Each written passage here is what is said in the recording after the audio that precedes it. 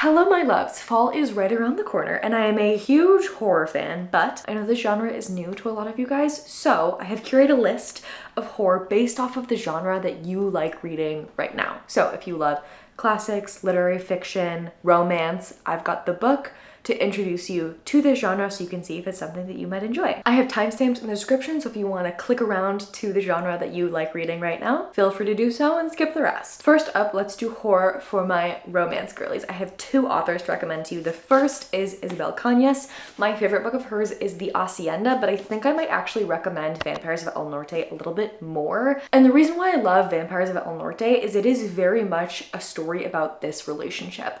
We have our main character and her love interest. We get to see them as children as they encounter something horrifying, and then they are kind of split apart for a long period of time. They come back together. We get to see their relationship develop alongside some horrifying things that are happening. And the horror in Vampires of El Norte is very minimal in the amount of time that it takes up in the book, but it is truly terrifying, like scary horror. And so I think this will give you a really great idea of if you are going to like horror as a genre more widely, because most of the book is not horror and is based on this development of this relationship, which is a plot that you might be familiar with. The Hacienda is more of a true haunted house type story, and I love this one. It's one of my favorite horror books that I have ever read, and there is also a relationship in here. So our main character is moving into this hacienda, and there is a ghostie who is truly terrifying, and there are some things going down in this house that we need to uncover. There is also a romance in here between our main character and a priest. It's very Fleabag coded, and I had a absolutely fantastic time reading this one. I am also going to recommend the Saint of Steel series for the romance girlies. This is T. Kingfisher. She's my favorite author. She writes horror. This is one of the only books to truly terrify me. This is her fantasy romance series, and it's quite a bit darker and leans into her horror skills than most other romance that I have read. So I think this might be a good place if you're not quite ready for the Isabel Cañases of the world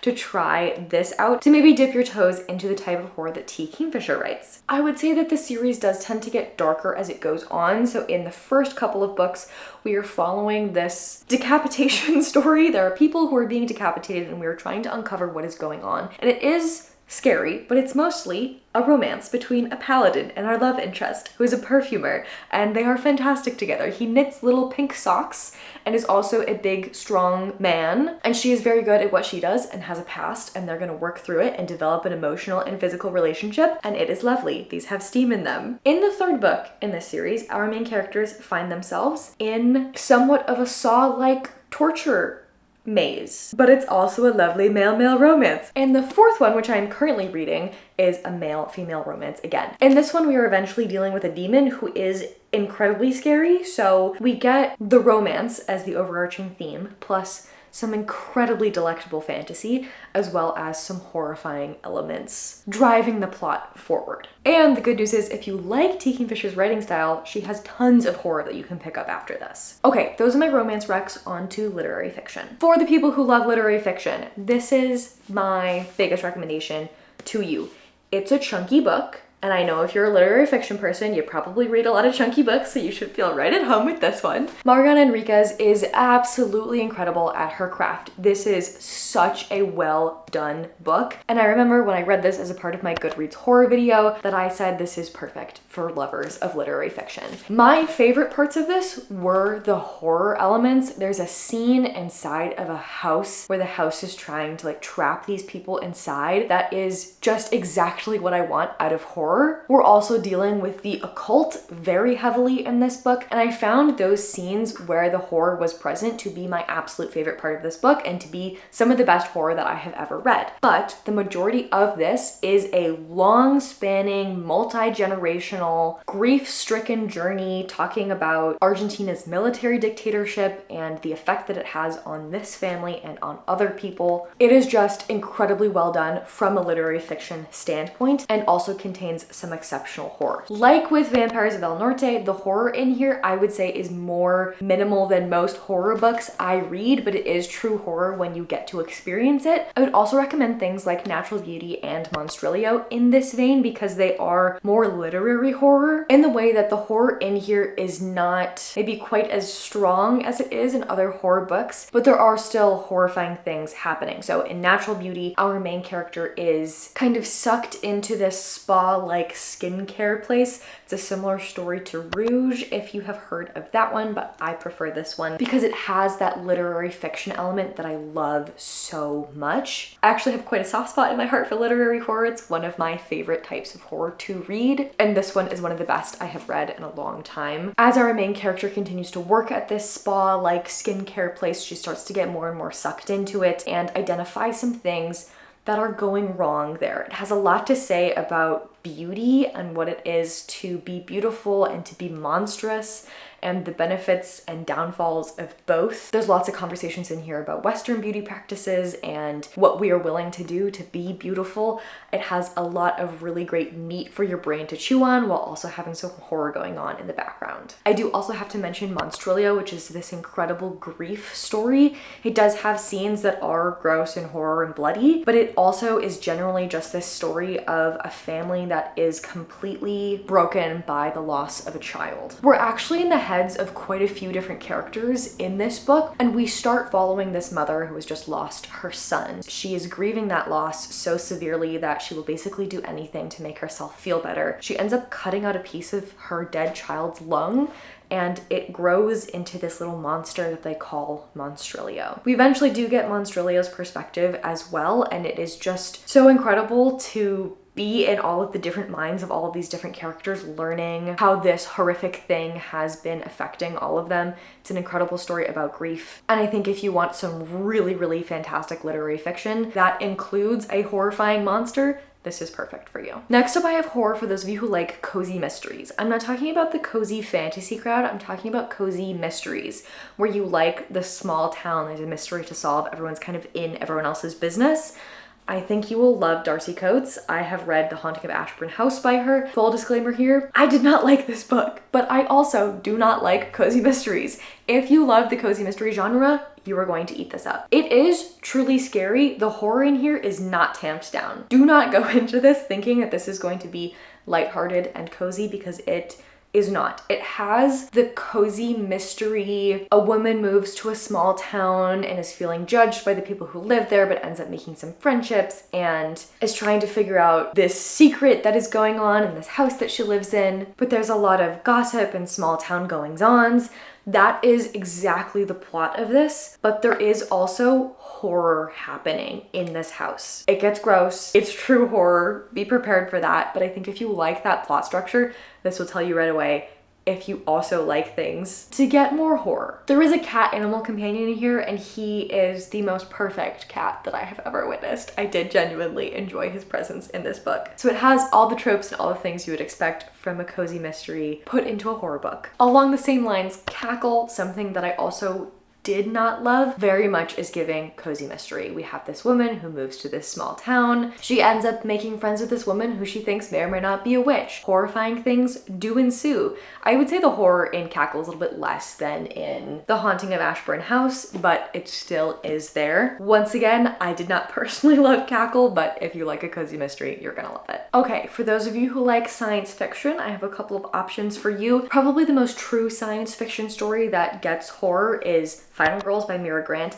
I love this one because there is both real world horror and also simulated horror going on in the background, because our main character is investigating this new therapy where they put people in augmented reality and kind of run them through horror situations in order to heal some sort of trauma that they have. So in our opening scene, we see the therapy being administered to these two girls who are sisters who have a really terrible relationship with each other, and they are now final girls in a slasher together, and they bond over that experience experience and are able to mend their relationship. I like this one because it's a short story, so if you hate it, you don't have to spend too much time in it. And you also get kind of bounced back and forth between a couple of different types of horror. You get the slasher in the therapy, there's a bit of a zombie-ish situation. There's also some real world horror, so you can kind of figure out what your taste might be within the overall horror genre as well. I feel like zombies kind of toe that line between science fiction and fantasy, but I'm gonna put them in the science fiction section, especially because this one is based on a real fungus that exists in our world, which is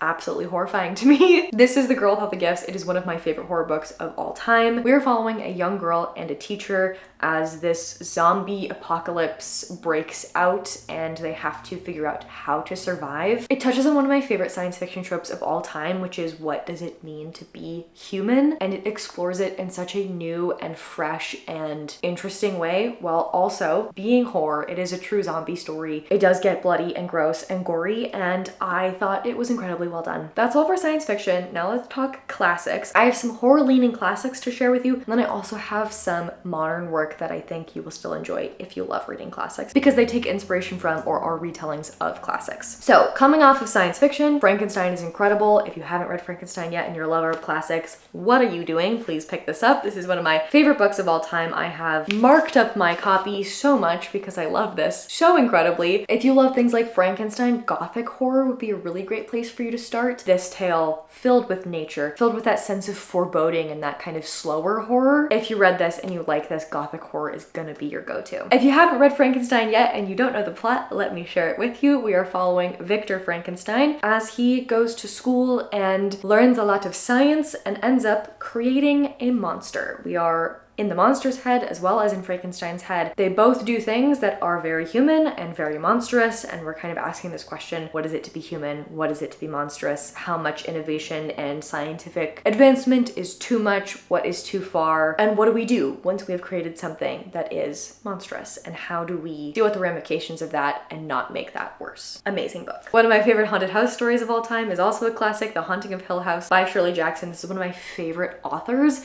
If you haven't picked up any of her short stories, I think those can be a really great place to start when trying to figure out if you like horror. So The Lottery and Other Stories, as well as Dark Tales, I would recommend both of these. There is some overlap between these two on the stories that are included. But back to The Haunting of Hill House, this is a story of people who are coming to investigate this house that is apparently haunted. We are very concerned with where these people all came from, their relationships to each other, as well as them trying to investigate this. So there is a doctor, Dr. Montague, who is here trying to investigate this, and he's selected all these people because they have something in their past that is a little supernatural. So much media has come out of this book, and it's no wonder because it is fantastic. I love it so much. And if you like classics and you haven't picked this up, once again, you need to. I also am just gonna shout out a book in particular. I love these cloth bound, I think they're called Word Cloud classics. And there is one with all classic horror tales. So I believe Dracula is in here. A lot of Poe's stories are in here. The Turn of the Screw is in here. Young Goodman Brown, one of my favorite short stories ever, is in here. The Yellow Wallpaper is in here, which is maybe my favorite short story of all time. These are a really great place to start if you are a classics lover and you're looking for some classic horror tales. If you've already read a lot of those and you wanna get into more modern horror,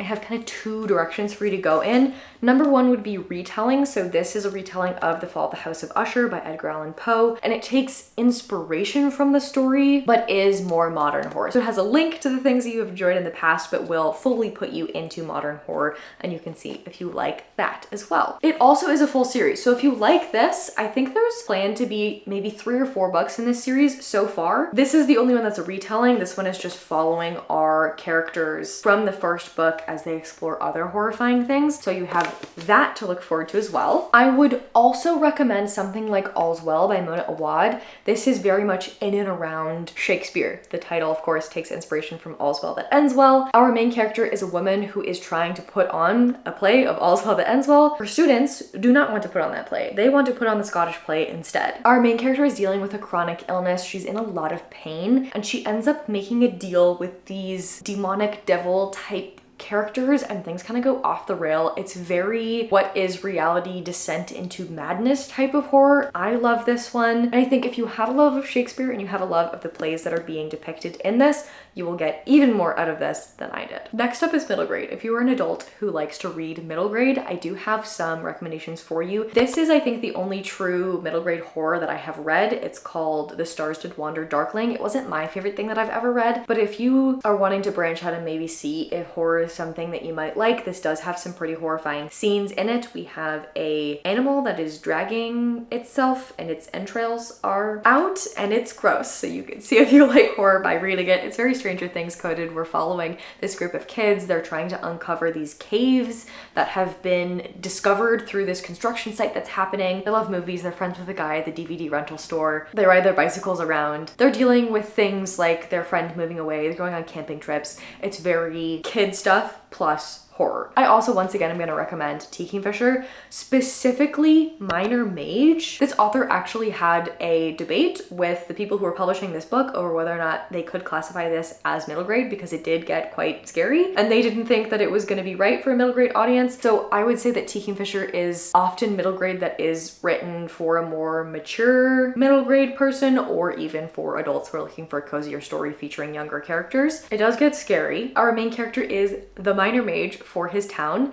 and the rains have stopped, and so his town kind of kicks him out and tells him he needs to go bring the rains back, except he has no idea where he's going, and he also does not know how to bring the rains back. So he has to try to figure that out by himself. Well, not by himself, because he has an armadillo familiar who is adorable. They go on this adventure together. They encounter some scary things in the woods, and they try to help this boy's village. I loved it. I'm sure you will too. And if you like this, there are all of these other books that are in that universe as well that are probably a little bit darker than most middle grade. I would land them in the cozy fantasy category, but they do have some darker elements to them. So if you're trying to dip your toe into horror just a little bit, acclimate yourself to the pool of horror, this might be a good place to start. These next two are not typical genres, but I did want to mention them because if you really like reading folktale type stories, myths, there is some exceptional folk horror that I think you would really love, including Slewfoot by Brom. Let me show you the pictures in here because they are horrifying. Gross, cool, terrifying,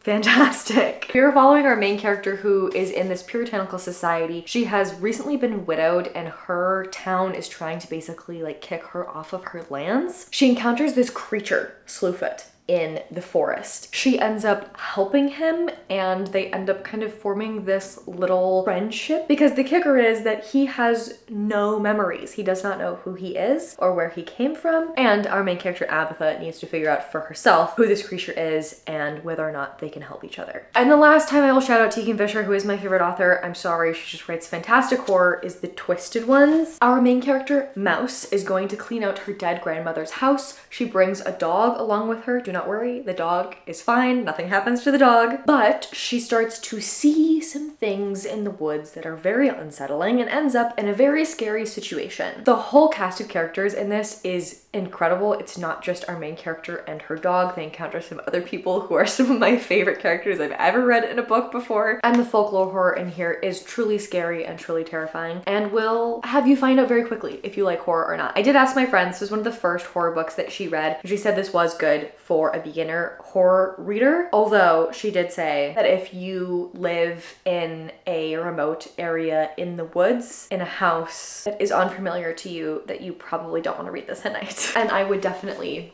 agree with that statement, but this is fantastic. Okay, and then the last thing I want to tell you about is not really a genre, nor are these books really great for beginners, but it was my entry point into horror. I love multimedia books. I love books that are a puzzle to dig through. And House of Leaves was actually one of the first horror books that I read. I think it went Haunting of Hill House and then House of Leaves. And my friends, this is not really a beginner anything book. This is incredibly hard to get through. The whole thing feels like a labyrinth. We are following our main character as he is cleaning out this dead old man's apartment, finds this manuscript that has been written on the backs of envelopes and napkins. This man who died was blind, and so he had other people write it down for him. And it's about a documentary that doesn't exist, about a house that doesn't exist. And there's this supposedly famous photojournalist who went into this house with his family, was living there, and a hallway appeared, and the house ended up being bigger on the inside than on the outside. And expeditions were taken into that hallway, and horrifying things were found there. And it's this incredibly meta, pretentious story because this manuscript that this old man has written is written as though this house exists and as though this film exists, even though even in this fictional world, they do not exist. And it's referencing other sources that sometimes do exist and sometimes don't exist, and other papers that have been written about this thing that does not exist. It was just an incredibly fun book to read, incredibly hard book to get through. It took a lot of time. I would clear your calendar for this book for sure, but it ignited my love of horror and is to this day one of my favorite horror books. So if you like things that are a challenge like this, I highly recommend it. But I am scared to put this in a beginner horror video because I fear many of you will come back to me and say, Katie, that book was not suited for a beginner at all. And I might have to agree with you. Okay, those are all the recommendations that I have for you. I would love to hear in the comments if you have a specific reading taste and you want me to recommend you a horror book for your first horror book. You let me know horror you've enjoyed and not enjoyed. I will recommend any and all of it in the comments below. If you are a horror expert and you want to recommend some horror you think might be good for beginners based on genres or not, I would love to hear that in the comments as well. Thank you guys so much for hanging out with me. The highlight of my week every week is reading your comments, so I appreciate you being here. If you are new here, I hope you will subscribe and join our little community here. We read all genres, not just horror, so even if you're a newbie to horror, we have lots of cozier things for you to enjoy as well. And with that, I will see you next week. Bye!